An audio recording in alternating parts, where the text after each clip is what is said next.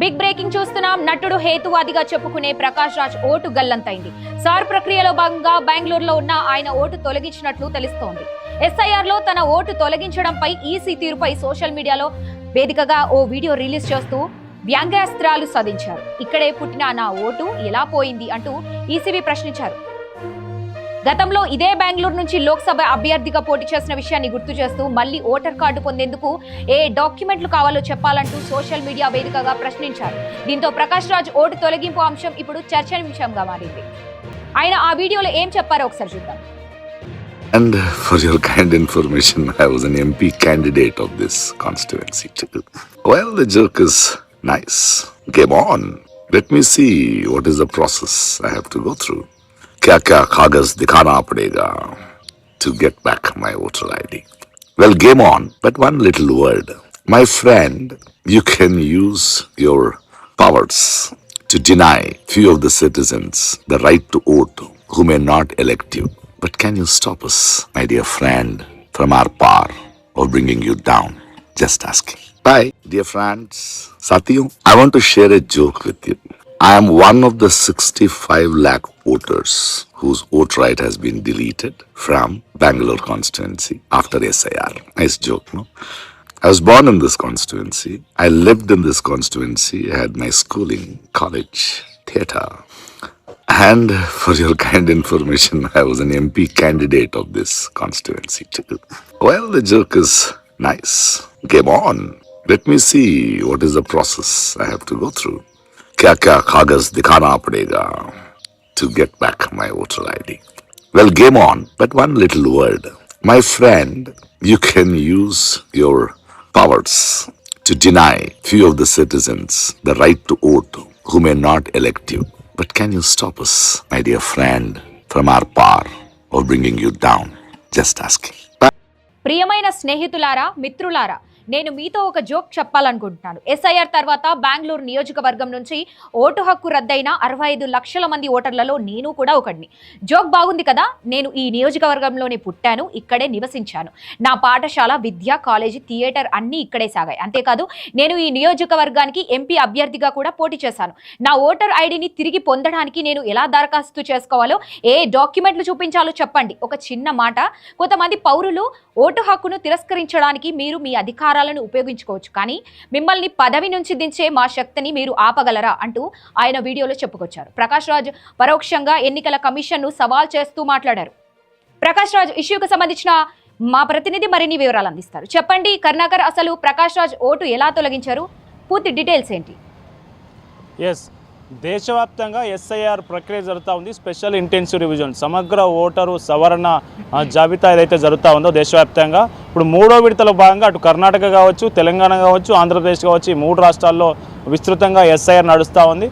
So ఈ SIR ప్రక్రియలో భాగంగా ప్రకాష్ రాజు తన ఓటు గల్లంతైనట్లు సోషల్ మీడియా వేదికగా ఒక 2 గంటల క్రితం ఒక వీడియో రిలీజ్ చేశారు. ఆ వీడియోలో ఏం చెప్పుకొచ్చారంటే, ఇది నాకు పెద్ద జోక్లా అనిపిస్తూ ఉంది. నేను బెంగళూరులోనే పుట్టినా, ఇక్కడనే చదువుకున్నా, ఇక్కడే కాలేజీకి వెళ్ళినా, ఇక్కడే నా సినిమా థియేటర్ ఒక ఆర్టిస్ట్గా పనిచేసిన. సో ఇక్కడే బెంగళూరు నుంచి నేను ఎంపీగా అభ్యర్థిగా కూడా పోటీ చేసిన. సో నా ఓటును తొలగించారు. 65 లక్షల మంది ఎవరైతే ఓట్లు తొలగిపోయినాయని కర్ణాటకలో భావిస్తూ ఉన్నారో వాళ్ళలో నా ఓటు కూడా పోయింది. ఇప్పుడు నేను ఎట్లా అప్లై చేయాలి, నేను ఎట్లా నిరూపించుకోవాలి నేను ఓటర్నని నాకు అర్థం కావట్లేదు. ఇది పెద్ద జోక్లా అనిపిస్తుంది నాకు అంటూ ఆయనే పరోక్షంగా ఎగతాళి చేసేలా మాట్లాడారు. ఎస్ఐఆర్ ప్రక్రియను అవమానించేలా మాట్లాడారు. సో ఏంటంటే ఓటు ఎట్లా తోలిపోతుంది. So first of all SIR ప్రక్రియలో భాగంగా ఫస్ట్ ఇండ్లను దాదాపు ఓటర్లకు సంబంధించి ఓటర్ల జాబితా తీసుకొని, పాత జాబితా తీసుకొని ఓటర్లకు ఎన్యూమరేషన్ ఫారాలు ఇస్తారు. ఎన్యూమరేషన్ ఫారాలు ఓటరే నింపియాలి, పూర్తి వివరాలతో నింపి మళ్ళీ దాన్ని బిఎల్ఓకి సమర్పించాల్సి ఉంటుంది. సో బిఎల్ఓకి సమర్పించిన తర్వాత వాళ్ళు డిజిటలైజేషన్ చేస్తారు, మనం ఇచ్చిన వివరాల ఆధారంగా డిజిటలైజేషన్ చేస్తారు. సో మళ్ళీ ఎన్యూమరేషన్ ఫాము ప్రకాష్ రాజ్ తీసుకొని దాన్ని ఫిల్ చేసి బాధ్యతాయుతంగా బిఎల్ఓకి, బూత్ లెవెల్ ఆఫీసర్కి దాన్ని అందజేశారా, దాన్ని డిజిటలీకరణ జరిగిందా లేదా, ఇట్లాంటి అన్ని విషయాలు మనకు పూర్తిగా తెలియాల్సి ఉంది. సో ఇక్కడ ఏ ఒక్క విషయంలో పొరపాటు జరిగినా, ఎన్యూమరేషన్ ఫామ్ తిరిగి అధికారులకు బిఎల్ఓకి చేరకపోయినా, దాన్ని డిజిటలీకరణ జరగకపోయినా కానీ ఓట్లో ముసాయిదా ఓటర్ జాబితాలో వాళ్ళ పేర్లు గల్లంతయ్యే అవకాశం స్పష్టంగా ఉంటుంది.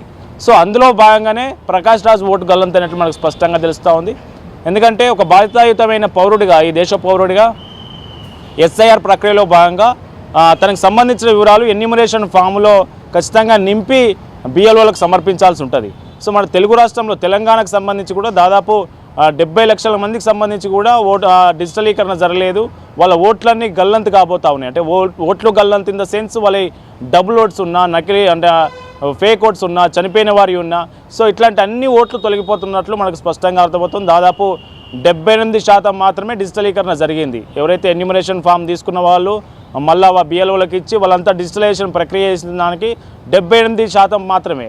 అంటే దాదాపు 22% ఇన్ ద సెన్స్ దాదాపు 70 లక్షల మంది ఓట్లు ఈ తొలగించబడబోతా ఉన్నాయి అనేది మన తెలంగాణలో చూస్తా ఉన్నాం.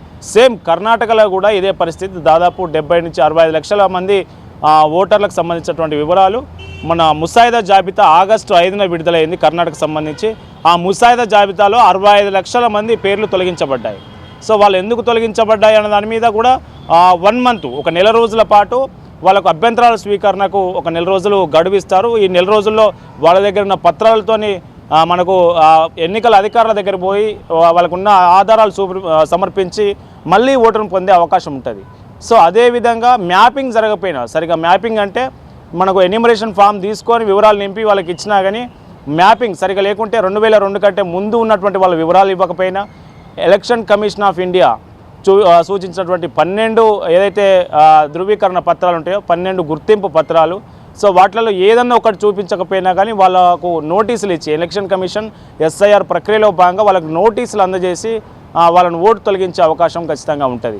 సో ఈ మొత్తం ప్రక్రియని ఇది ఏది పట్టించుకోకుండా నా ఓటు పోయింది, ఇది నాకు పెద్ద జోక్లా అనిపిస్తూ ఉంది.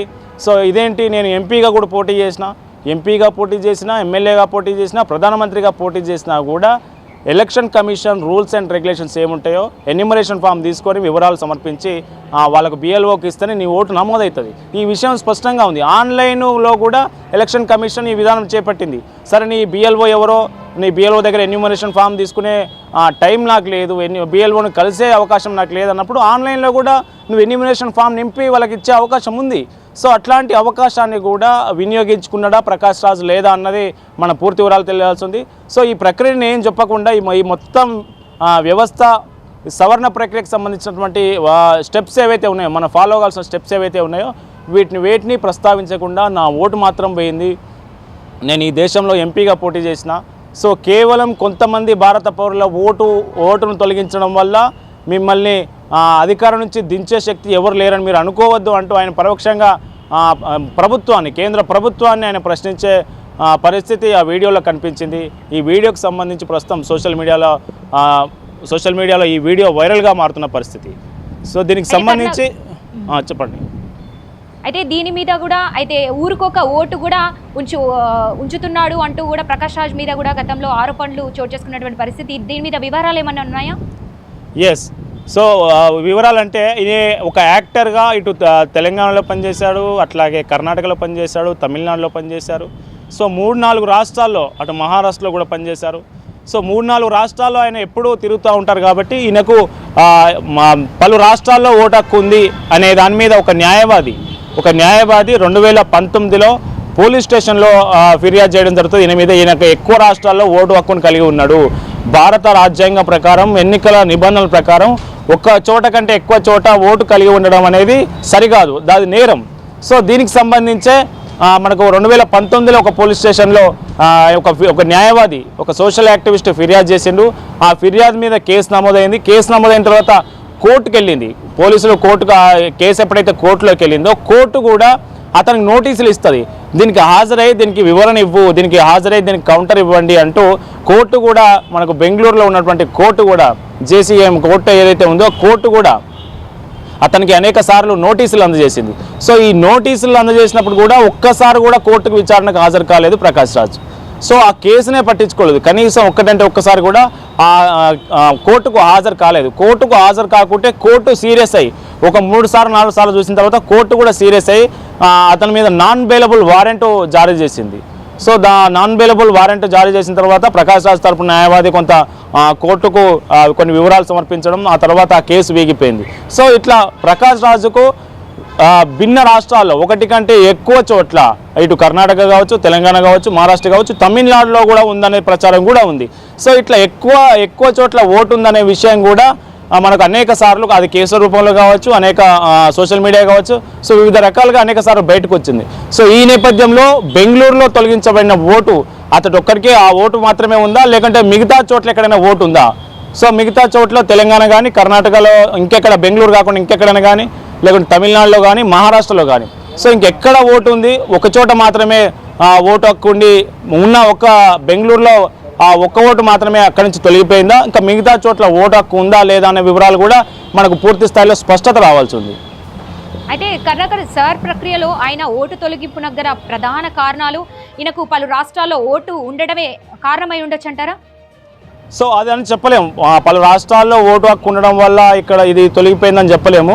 సో నేను ఇంతకుముందు చెప్పినట్టుగా ఎస్ఐఆర్ ప్రక్రియలో ఏదైతే ఒక సాధారణ పౌరుడు, ఒక ఓటరు ఫాలో కావాల్సిన స్టెప్స్ ఏవైతే ఫాలో కాకున్నా కానీ ముసాయిదా జాబితాలో పేరు వచ్చే అవకాశం ఉండదు. ఎందుకంటే ఎన్యూమరేషన్ ఫామ్ తీసుకోకుండా, ఆన్లైన్లో ఎన్యూమరేషన్ ఫామ్ నింపకుండా, నీ వివరాలు ఇవ్వకుండా నువ్వు కామ్గా కూర్చుంటే ఓటు హక్కు ఎట్లా వస్తుంది ముసాయిదా జాబితాలో? సో నువ్వు ఈ ప్రాంత ఓటరు, ఈ భారతీయుడివి, ఈ ప్రాంతానికి సంబంధించి నీకు ఓటు హక్కు ఉంది, నీ పూర్వీకులు వీళ్ళు, ఇట్లాంటి అన్ని వివరాలు ఎన్యూమరేషన్ ఫామ్లో సమర్పించాలి కదా. సో మన ప్రకాష్ రాజు ఎన్యూమరేషన్ ఫామ్ నింపి బిఎల్ఓకి కావచ్చు, ఎన్నికల అధికారులకు ఇచ్చిండా, అపోని ఆన్లైన్లో నింపిండా లేదా అన్నది మనకు పూర్తిగా తెలియదు. సో ఆ పూర్తి సమాచారం తెలిస్తే ఓటు ఎట్లా తొలగిపోయింది దాని మీద మనం మాట్లాడే అవకాశం ఉంటుంది. ప్రస్తుతానికి ఈ వీడియో అయితే రిలీజ్ అయింది కాబట్టి బిఎల్ఓలు మళ్ళీ అక్కడ ఉన్నటువంటి స్థానిక ఎన్నికల అధికారులు ఏమైనా స్పందించి ఆయన ఓటు హక్కు ముసాయిదా జాబితా నుండి 65 లక్షల ఓట్లు ముసాయిదా జాబితా నుంచి కనిపించకుండా పోవడంలో ఈయన ఓటు హక్కు కూడా పోయింది కాబట్టి ఈయన కొంత దాన్ని వీడియో తీసి అటు ఎస్ఐఆర్ ప్రక్రియను ఇటు కేంద్ర ప్రభుత్వాన్ని నిందించే ప్రయత్నం చేశారు. కాబట్టి ఎన్నికల అధికారులు, ముఖ్యంగా ఈయన ప్రాంతానికి సంబంధించినటువంటి ఎన్నికల అధికారులు స్పందించి ఈయన ఓటు హక్కు ఎందుకు మిస్ అయింది అనేది వివరణ ఇస్తారా ఇవ్వరా అనేది మనం వేచి చూడాల్సిన అవసరం ఉంది. Right Karnakar, thank you. Okay.